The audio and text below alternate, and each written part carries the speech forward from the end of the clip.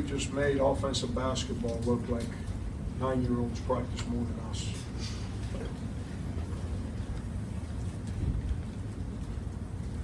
You know, I told the guys after the game, I didn't mean to be the Grinch that stole Christmas here, but you know, at the end of the year, they don't ask how you won games. They ask you how many you won, and they ask who you beat.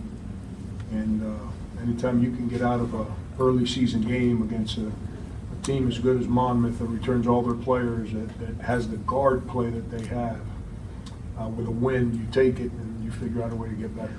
And so hopefully we can do some things. We tried to play hard. We tried to guard, but offensively we were so selfish and so bad that it ruined our defensive approach today. Frank, King was crediting the defense to start. It looked like you guys really threw them out of their rhythm. Just what changed, especially in that second half? I think they scored on 12 of 13. Bad offense. I mean, we did it the first half, we did it the second half. We came out, totally controlled the game off defensively, passed the ball to each other, actually made a layup or two.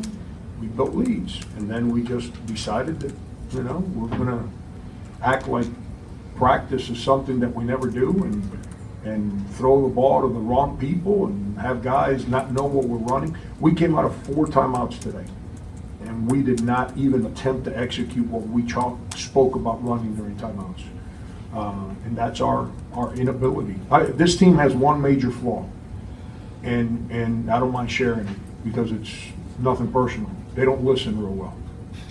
And, you know, when you're not a good listening team, you're going to end up in bad spots. We got lucky today.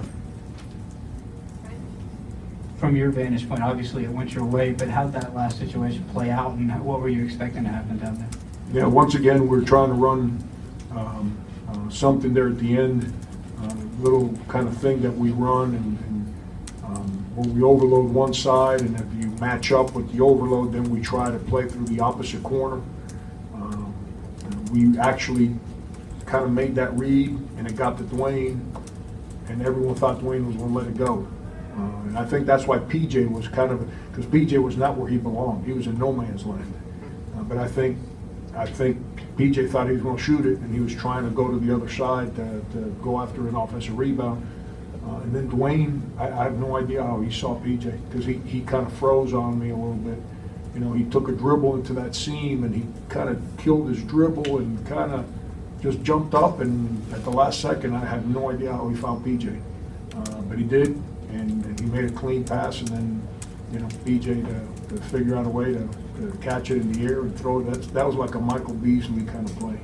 I haven't coached too many guys that have that ability to control themselves in the air to be able to make a play like that. What does it say about PJ that he was able to stay engaged in that overtime period after 0 for 8, I think it was, in the first half? Do you think he would have been able to have that kind of mental toughness this time last year for his freshman season? Yeah, well, obviously, I've learned a little bit about him, because last year I wouldn't have played him. He wouldn't have finished the game. He would have been on the bench, and I played somebody else.